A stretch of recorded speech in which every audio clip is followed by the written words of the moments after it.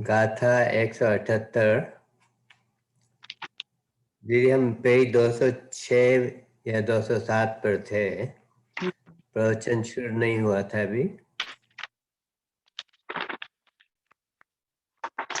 शुरू करते हैं। तज्जयते परम ज्योति समं समस्तैरनंत पर्यायै दर्पण तले सकला प्रतिफलति पदार्थ मालिका यत्र। पुरुषा सिद्धि उपाय ग्रंथ और अपनी संलेखना पर चर्चा चल रही थी और विषय चल रहा था कि संलेखना आत्महत्या नहीं है।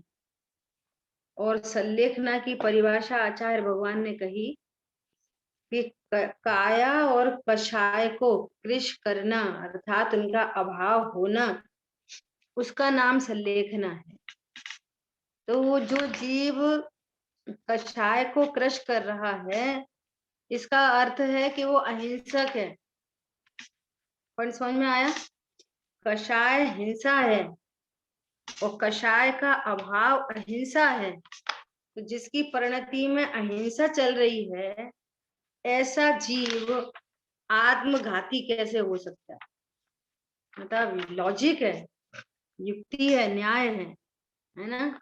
दूसरी बात, जिसकी परिणति में कषाय का क्रश हो रहा है, कषाय दुखरूप है और कषायों का अभाव सुखरूप है। क्या बोला? कषाय दुखरूप है और कषाय का अभाव है सो सुखरूप है। तो अंतरंग में सुख की वृद्धि हो रही है, तो वो आत्मघात क्यों हो सकता? आत्मघात तो किसी भी प्रकार से आत्मघात हो, वो तो तीव्र कषाय का लक्षण है, न कि आनंद का। कोई आत्मघात के लिए अटेम्प्ट करता है तो तीव्र कषाय होकर करता है। मंद कषाय में ऐसे काम नहीं होते। हाँ जी। और संलेखना मंद कषाय भी नहीं है। यहाँ तो संलेखना कषाय की नहीं है, यहाँ तो कषाय का अभाव चल रहा है ना। हाँ जी, क्रश कर रहा है। हाँ, इस तरह से हमको इन बातों का भली प्रकार से निर्णय करना चाहिए।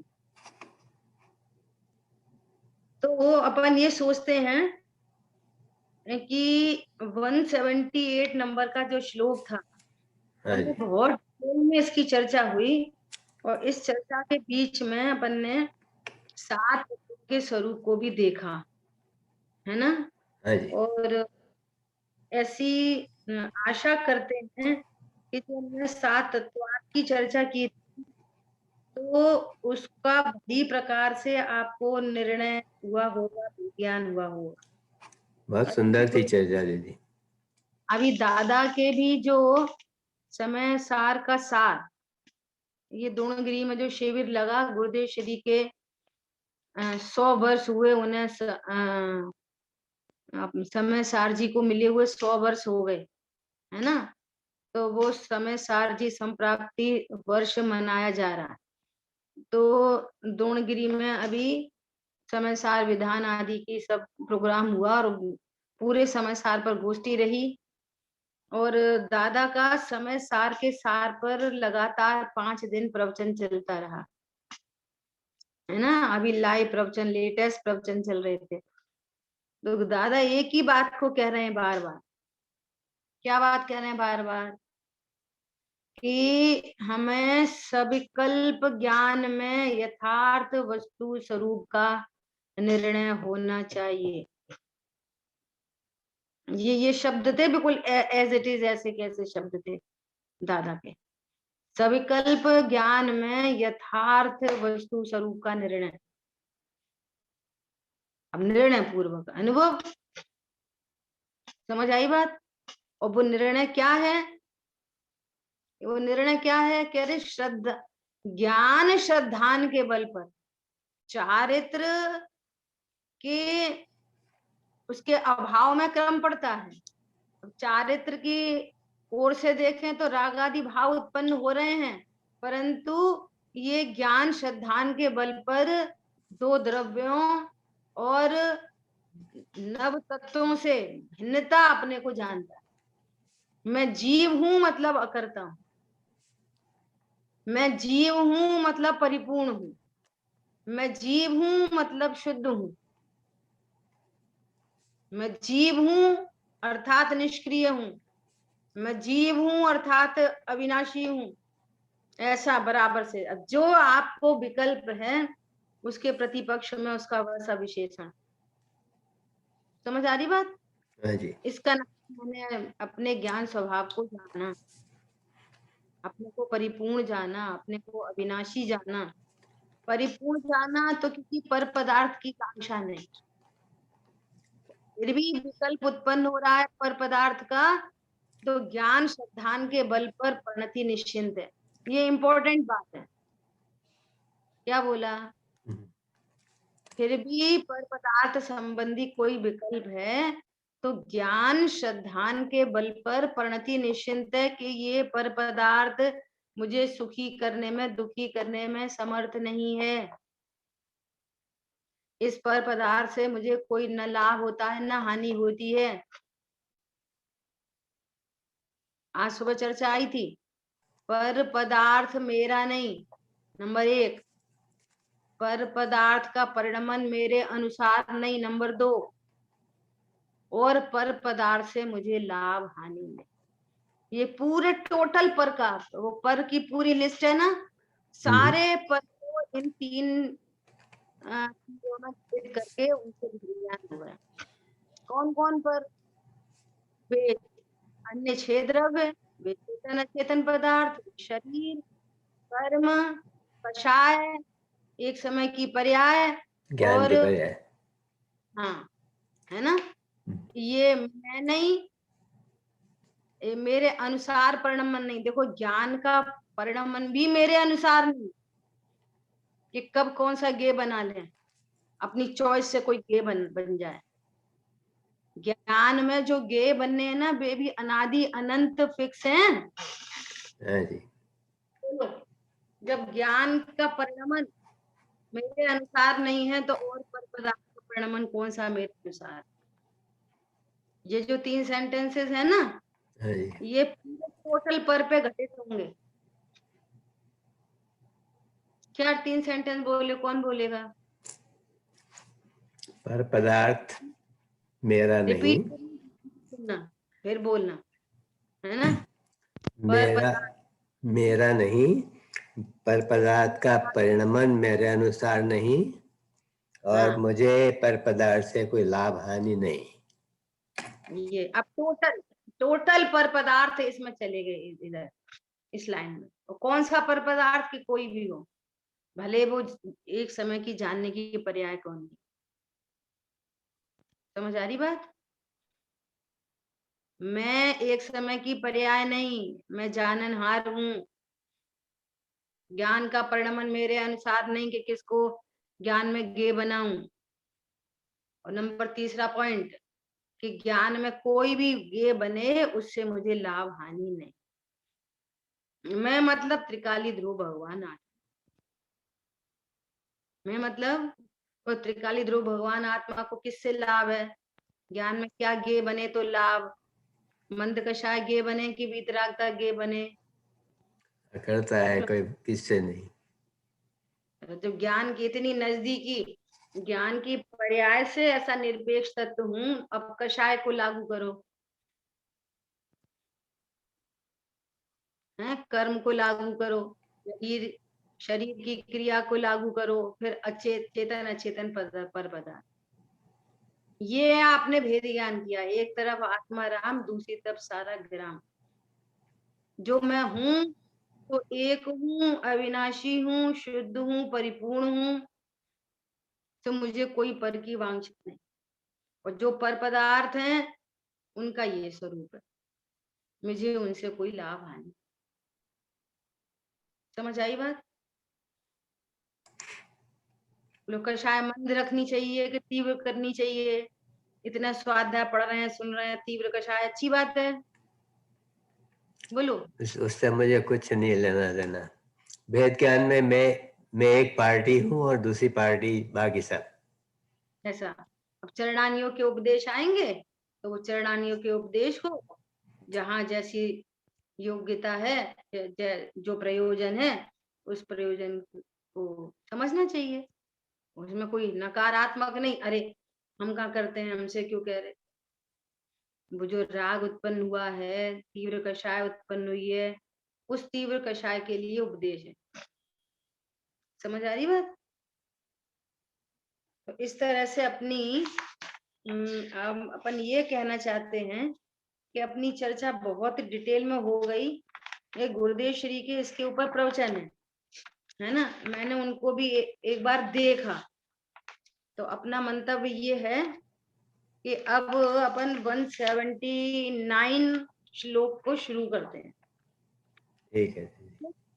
और फिर आप होमवर्क करना, आपको ऐसा कहीं लगे, एक बार इस प्रवचन को पढ़ना, आपको कुछ लगे तो अपन इसकी चर्चा वापस कर सकते हैं। ठीक है, आज अपन 179 गाथा को पढ़ते हैं,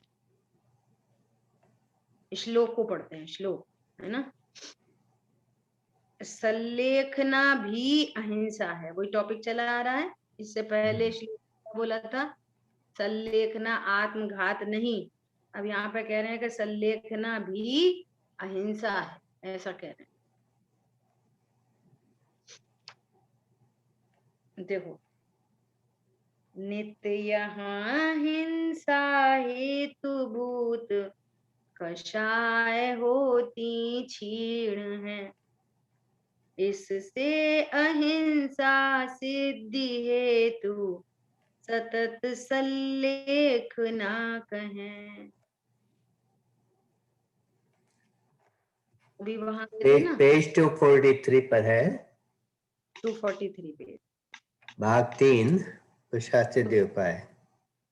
हाँ, उदयपुर में सबको पता ही होगा, उदयपुर क्या है, शाश्वत धाम है। उदयपुर में जैसे अपना स्मारक है ना, स्मारक में बॉयज के लिए डिग्री का वो महाविद्यालय है, ऐसे ये बालिकाओं के लिए महाविद्यालय।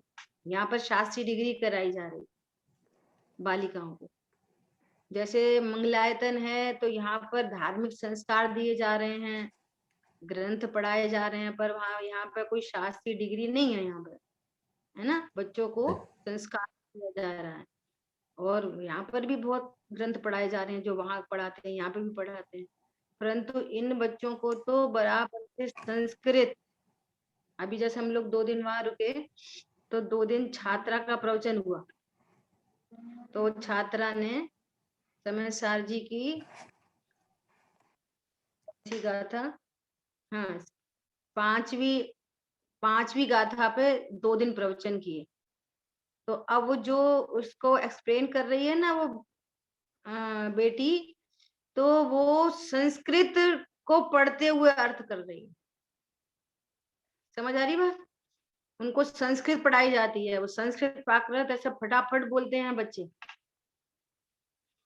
ऐसा डेवलपमेंट हो रहा है बच्चों का। 2 दिन उसने 5वीं गाथा पर 2 दिन रुके तो 2 दिन स्वाध्याय देखा, और संडे को गोष्ठी हुई तो 8 बच्चियों ने गोष्ठी में भाग लिया। तो किस विषय पर थी कि 4 अनुयोगों का स्वरूप, मोक्षा प्रकाशक जी के 8वें अधिकार के माध्यम से, कि प्रथमान योग का प्रयोजन क्या है, उसकी शैली कैसी है, उसका विधि विधान कैसा है। मतलब सूक्ष्म से सूक्ष्म चर्चा बच्चों के ज्ञान में एकदम व्यवस्थित, बहुत ही अच्छा लगा। अपने को देखो संस्कृत पढ़ने में कठिनाई पड़ती है, और वे बच्चे बहुत बढ़िया सीख रहे हैं संस्कृत। देखो अन्वयार्थ क्या बोल रहे हैं, क्या विषय चल रहा है यहाँ पे 179 में, सल्लेखना भी अहिंसा है। उन लोगों ने 2 दिन अपनी भी क्लास रखी 2 दिन और दूसरी क्लासेस नहीं हुई, हमने क्लास ली वहां पे 2 दिन। तो 2 दिन क्या विषय चला? समय और समय से मूल वस्तु स्वरूप।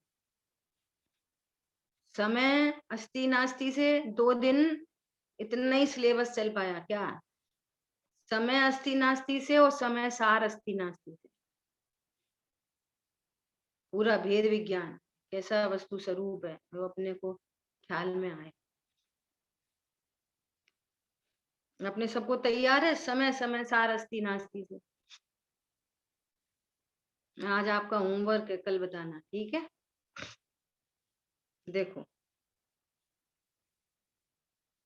कारण के इस संन्यास मरण में हिंसा के हेतुभूत कषाय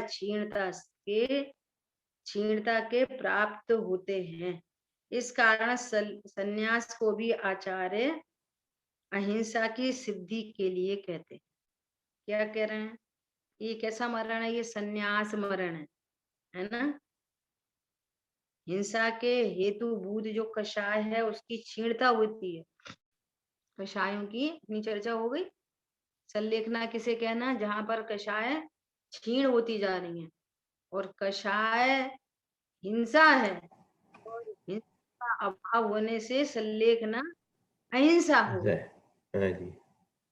कषाय रूप है और यहाँ कषाय का अभाव हो रहा है तो संलेखना सुख रूप है। ये बहुत इंपॉर्टेंट बात है। संलेखना कैसी है? सुखरूप है। क्यों सुखरूप है संलेखना? क्योंकि वहां कषायों का अभाव होता है। ने छोड़ दिया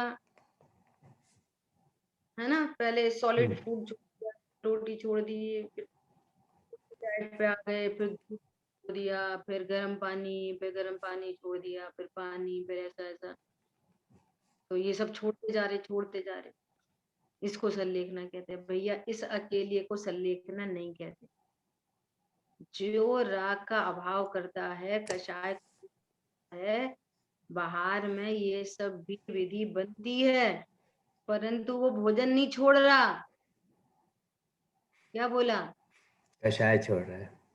हाँ, कषाय छोड़ रहा। ऐसा भोजन की नास्ती करेंगे तो कहेंगे भोजन नहीं छोड़ रहा, कषाय छोड़ रहा है ना? और फिर कषाय की नास्ती करेंगे तो वो तो कषाय को भी नहीं छोड़ रहा, अपने स्वरूप का आनंद ले रहा है। समझ आई बात? और आनंद हो रहा है तो कषाय उत्पन्न हो नहीं रही तो कह रहे हैं कि कषाय को छोड़ रहा है। एग्जैक्टली वो क्या हो रहा है? स्वरूप में अपने स्वरूप का आनंद विशेष है। इसको संन्यास मरण कहते। देखो ठीक है।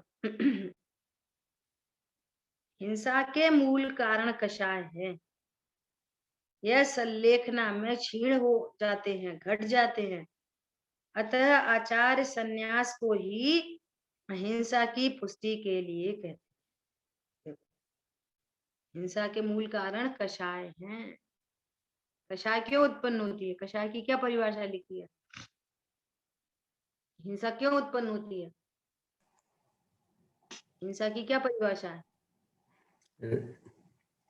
राग द्वेष के भाव से प्रमाद और राग से हिंसा होती है। प्रमाद पूर्वक राग। क्या बोला? प्रमाद पूर्वक राग भाव, इसकी को हिंसा कहते हैं। राग आदि भावों की उत्पत्ति हिंसा है। की परिभाषा आत्मा की अरुचि हिंसा है। हिंसा की परिभाषा अच्छी आई है। कषाय किसे कहते हैं? कषाय बाल बोध में लिख। राग द्वेष के भाव कषाय, जिस जो आत्मा को कसे वो, आत्मा को कसे वो कसाई है। तत्व ज्ञान के अभाव में, तत्व ज्ञान के अभाव में जब पर पदार्थ इष्ट अनिष्ट भाषित होते हैं तो कषाय उत्पन्न होती है। क्या बोला? तत्व ज्ञान के अभाव में। पर पदार्थ इष्ट अनिष्ट कब भाषित होते हैं? जब तत्व ज्ञान नहीं होता तभी इष्ट अनिष्ट भाषित होते हैं। अभी ये तो परिभाषा नहीं आई दीदी, कषाय की परिभाषा इसमें नहीं है। इसमें बाल बोध, कषाय उत्पन्न हुई। बाल बोध में ये परिभाषा आपको रिवाइज करा, परिभाषा लिखी है, कषाय का चैप्टर है मेरे ख्याल से सेकंड बाल बोध में। सेकंड में क्या है परिभाषा? तत्व ज्ञान के अभाव में पर पदार्थ भाषित होते हैं तो कषाय उत्पन्न होती है। और यहाँ पर क्या हो रहा है? अब उसी को कषाय के एंगल से कहो तो कषाय है, हिंसा के एंगल कोई हिंसा है। समझ आई बात? अपने को ज्ञान स्वरूपी भगवान आत्मा नहीं जाना और अपने को देह जाना तो कषाय उत्पन्न होगी ही होगी, चाहे वो तीव्र कषाय हो कि मंद कषाय हो, कषाय तो उत्पन्न होगी ही होगी। क्यों? कि तत्व ज्ञान का अभाव है। अपने को देह रूप अनुभव किया है, अब देह के लिए जो अच्छा व्यक्त होगा एक, और होगी अनंत पर पदार्थ। ऑक्सीजन से राग, कार्बन डाइऑक्साइड से द्वेष, दवाई से राग, नहीं मिले तो द्वेष, ऐसे लगा लेना सब अनंत पर पदार्थों के प्रति राग, और उसका नाम हिंसा है। यहाँ पर क्या हो रहा है? तत्व ज्ञान के बल से, तत्व ज्ञान के बल से कोई पर पदार्थ इष्ट अनिष्ट भाषित नहीं हो रहा तो कषाय उत्पन्न नहीं हो रही। जितने अंशों में वो कषाय उत्पन्न नहीं हो रही है उसका अभाव है ना, तो उतनी उसको संलेखना चल रही, उतनी समाधि चल रही है।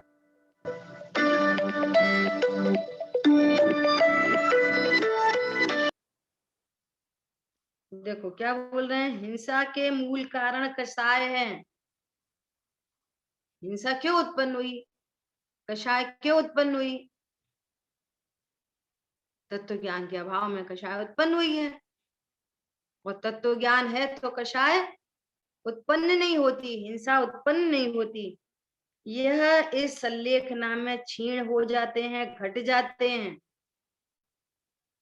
हिंसा कहो या कषाय कहो, संलेखना में घट जाते हैं। अतः आचार्य संन्यास को भी अहिंसा की पुष्टि के लिए कहते हैं। जहां कषाय का अभाव है वहां हिंसा का अभाव है, और जहां हिंसा का अभाव है वहां पर नियम से अहिंसा है, वो जहां अहिंसा है वहां शांति है, जहां अहिंसा है वहां सुख है। हरी बात समझ में? अब सुख होता है कषाय के अभाव में, सुख उत्पन्न होता है इन हिंसा के अभाव में, अहिंसा से सुख उत्पन्न होता है। पर जीवों की दया वो हिंसा है।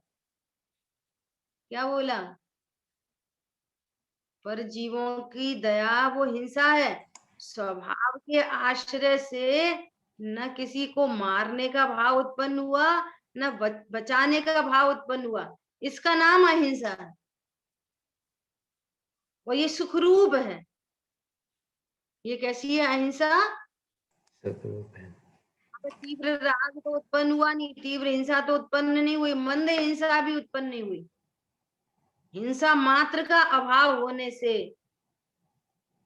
अहिंसा सुखरूप है, आनंददायी है।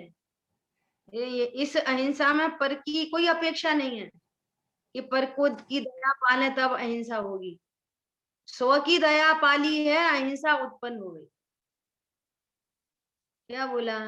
हाँ जी। पहले भला करो अपने पर, आराधन से नहीं चिगो। यदि विकल्प कुछ आवे तो भी संबोधन समतामय हो, संबोधन समतामय हो, तो ज्ञान स्वरूप ही हूँ। जिस पर पदार्थ के लक्ष्य से उससे कोई विकल्प की उत्पत्ति हो रही है क्या ये पर पदार्थ मेरा है? क्या मैं इसे अपने अनुसार परमा सकता हूँ? क्या इससे मुझे कोई लाभ हानि है? तो सब में आंसर नो आएगा। ओह, मैं इसके बिना अधूरा हूँ, नहीं मैं तो परिपूर्ण हूँ। बस हो गई शांति।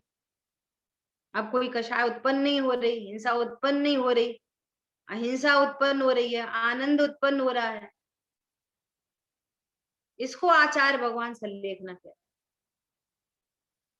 और ये संलेखना कब हो सकती है? कि जीवन पर्यंत हो सकती है। कब हो सकती है? जीवन पर्यंत। जीवन पर्यंत। आखिरी में कभी नहीं होती, प्रैक्टिस चाहिए पूरे जीवन। हाँ, और प्रैक्टिस क्या? ये तत्व ज्ञान का अभ्यास। प्रैक्टिस क्या है? प्रैक्टिस के नाम पर भी क्या? तत्व ज्ञान। पदार्थ को छोड़ने की प्रैक्टिस नहीं, कषाय को कम करने की प्रैक्टिस नहीं। अब तो हम चुप रहेंगे, भैया कोई से नहीं बोलेंगे, अब तो कम खाएंगे, जो मिल जाएगा सो ठीक है, कोई सुनता है नहीं अपनी, फिर क्यों उनमें छुपाए नहीं। ये तो विकल्प है सर। हाँ, देखो, आप विचार करो, बिल्कुल लॉजिक से विचार करो। सुकुमाल मुनिराज की कथा सबको पता है ना? सुकुमाल मुनिराज ने वैसे मुनिराज को देखा, मुनि धर्म अंगीकार किया, और मुनि धर्म अंगीकार किया, और आयु रह गई मात्र शेष 3 दिन, है ना? ऐसा व्यक्तित्व जिसके गद्दे के नीचे सरसों का दाना रखा हो, कितना बड़ा होता है सरसों का दाना, तो उनको चुभता। धुआं, जरा सा धुआं होता हो तो उन्हें आंखों में आंसू आते, तो उनके लिए रत्न दीपक जलाए जाते, इतने सुकुमाल। समझ आ रही बात? देखो कषायों का खेल,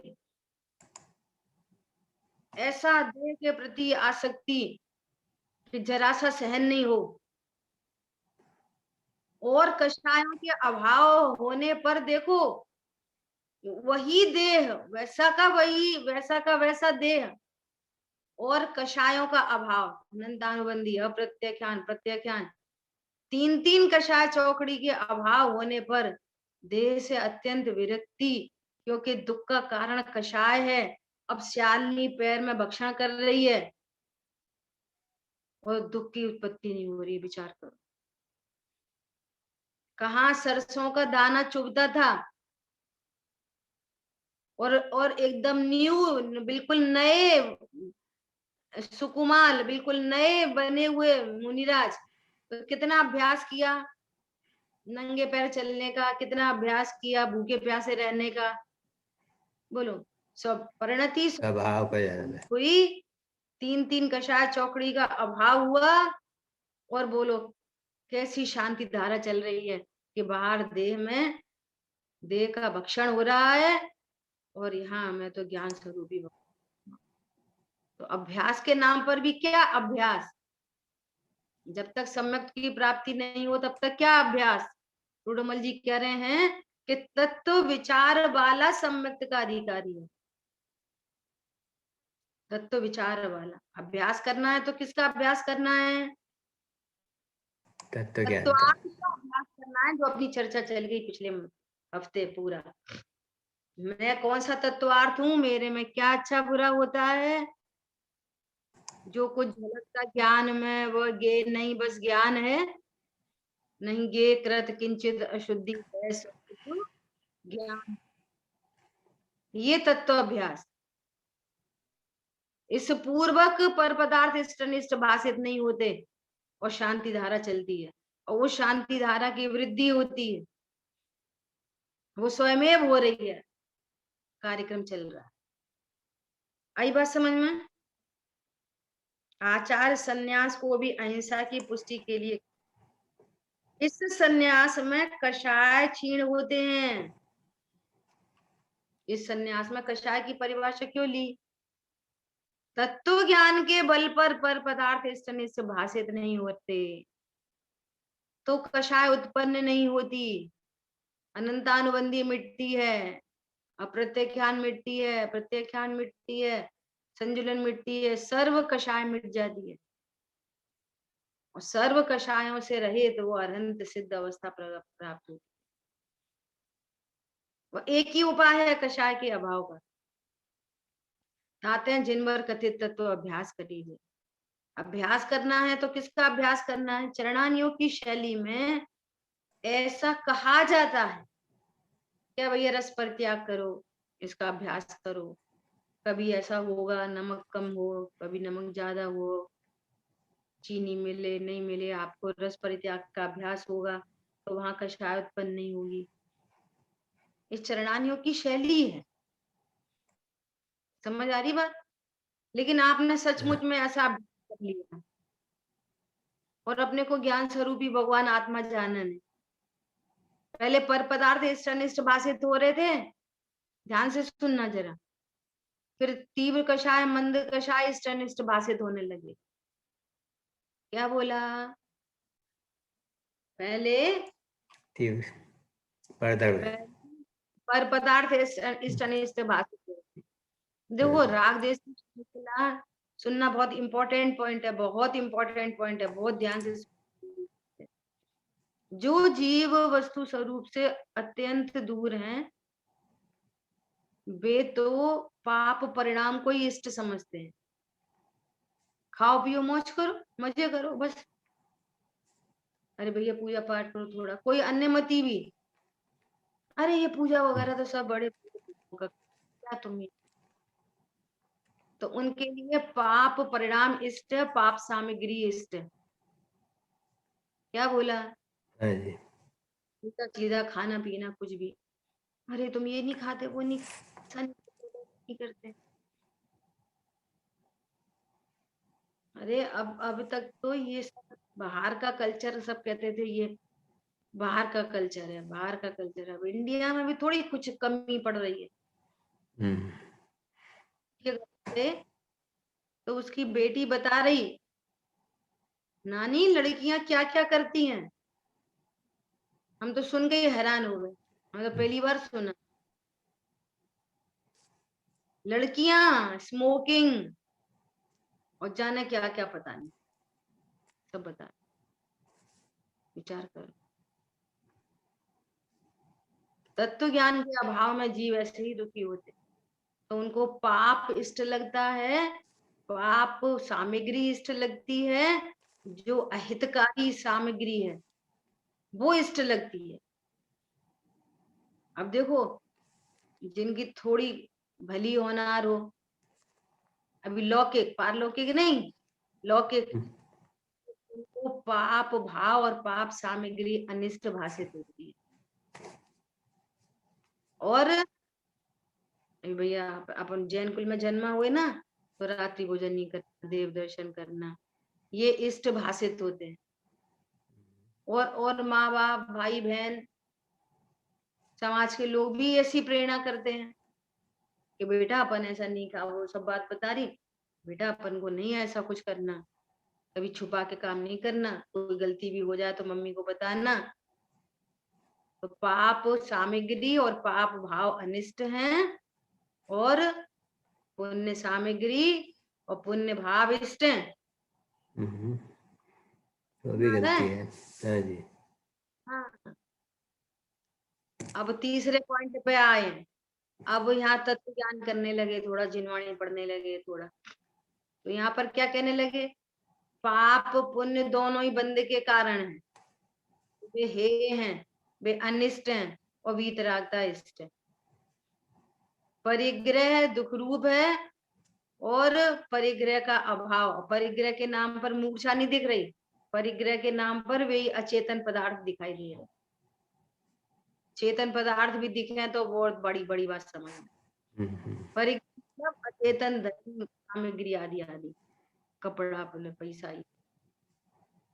ये दुख रूप है, और इनको छोड़ना सुख रूप है। ऐसा तो समझो, ये जो गलती वहां से स्टार्ट चल रही है ना, ये तत्व के नाम पर भी स्टिल ये गलती चल रही है। यहाँ तो कह रहे हैं इष्ट अनिष्ट न कोई जग में, कोई पर पदार्थ इष्ट अनिष्ट। समझ आ रही है बात? इस प्रकार कषायों का अभाव होता है। हाँ नहीं जी, तो वो तीव्र कषाय को दुख रूप और मंद कषाय को सुख रूप ऐसे अभिप्राय में ही पड़ा रहता है।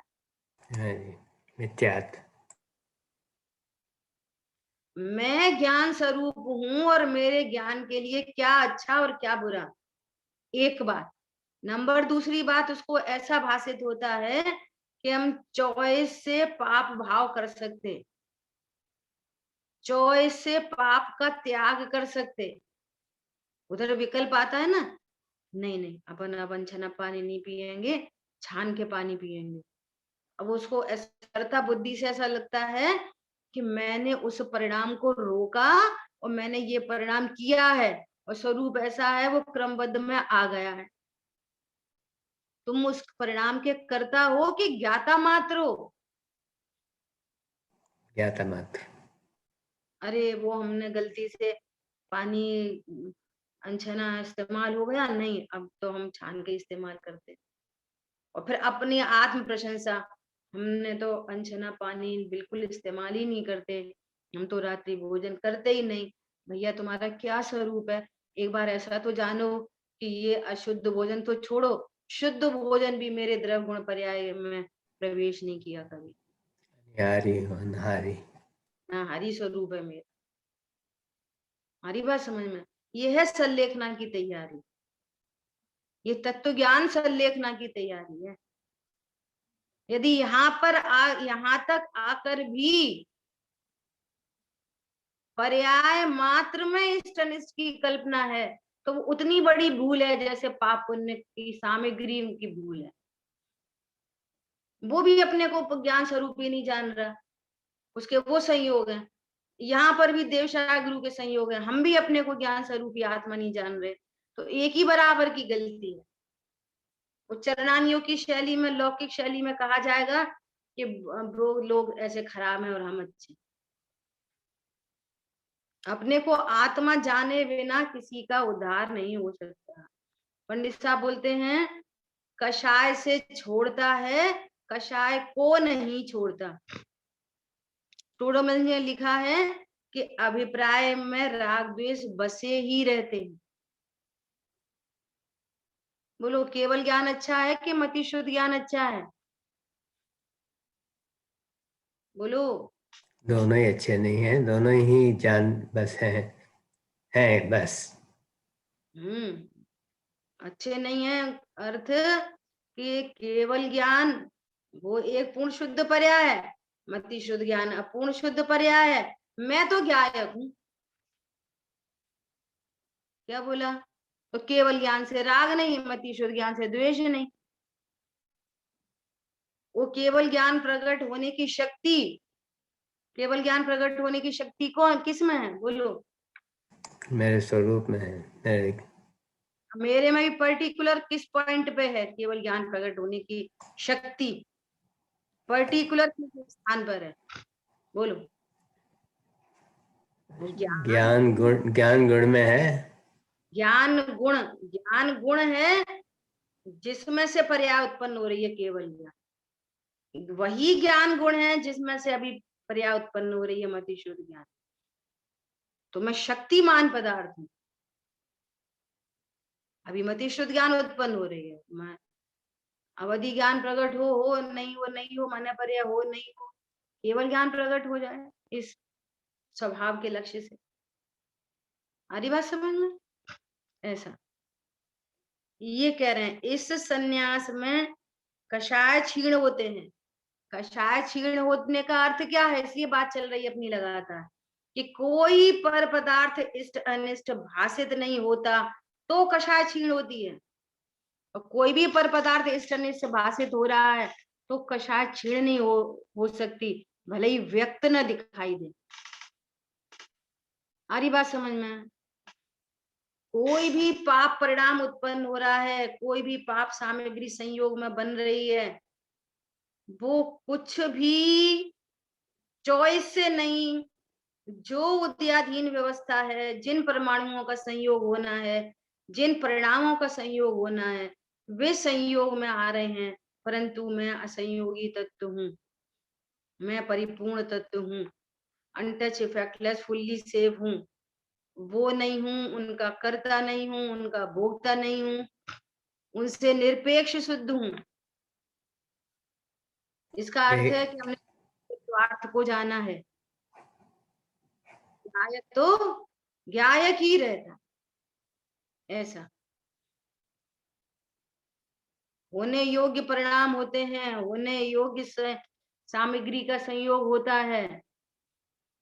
और मैंने हर परिस्थिति में अपने स्वरूप को जाना।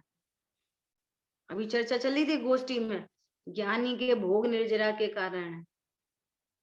भैया भोग की तो बात चल रही है, ज्ञानी का युद्ध भी निर्जरा का कारण। नरक में हो तो उसके मारने काटने के जो भाव हैं वे भी निर्जरा के कारण, अकेला भोग थोड़ी। कहने का अर्थ क्या है कि जिस ज्ञान में गायक बसा है वो गायक का भोग निर्जरा का कारण बन जाता, पर पदार्थों का भोग नहीं। पर पदार्थ के भोग बाहर में दिखाई दे रहे हैं तो उस एंगल से कहा जा रहा है भोग, और वो ज्ञान तो अपने को निर्भोग तत्व जानता है। समझ में आ रही है? उससे निर्जरा चल रही है, भोगों से नहीं। युद्ध के मैदान में वो तत्व ज्ञान के बल पर उससे कोई इष्टनिष्ठ भाषित नहीं हो रहा, अनंतानुबंधी कषाय उत्पन्न नहीं हो रही, मिथ्यात उत्पन्न नहीं हो रहा, ज्ञान उत्पन्न नहीं हो रहा। वो ज्ञान 100 को 100 पर को पर जान रहा है, उससे निर्जरा चल रही है। कोई युद्ध निर्जरा का कारण नहीं होता। समझ में आ रही है बात? ये कह रहे हैं यहाँ पे, ये तैयारी पूर्व में ये तैयारी चाहिए, तत्व अभ्यास की तैयारी। चरणान योग में जिस एंगल से कहा जाता है वो भी समझना चाहिए, ठीक है। इस संन्यास में कषाय क्षीण होते हैं और कषाय ही हिंसा के मूल कारण है। देखो, कषाय ही हिंसा के मूल कारण है, इसलिए संन्यास का अंगीकार करने से भी अहिंसा व्रत की ही सिद्धि होती है। इस प्रकार अंत संलेखना का कथन किया।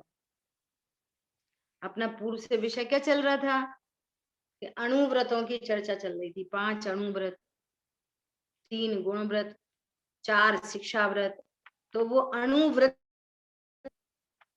उस अणुव्रति को 2 कषाय चौकड़ी का अभाव हुआ है, तत्व ज्ञान के बल पर कषायों का अभाव हुआ है। वो व्रति श्रावक है और व्रति श्रावक को संलेखना की तैयारी हुई है, तो इसलिए अब उसका अंत कथन करते हैं। समझ आई बात? 12 प्रकार के व्रतों को जिसने अंगीकार किया है, जिसकी वीतरागता में वृद्धि होती चली जा रही है, और उसने इस प्रकार संलेखना को अंगीकार किया है। देखो गुरुदेव श्री के प्रवचन को पढ़ते हैं थोड़ा सा, कितना टाइम है। समकिति जीव ने आत्मा की अंतर ज्ञान, भान और अनुभव करके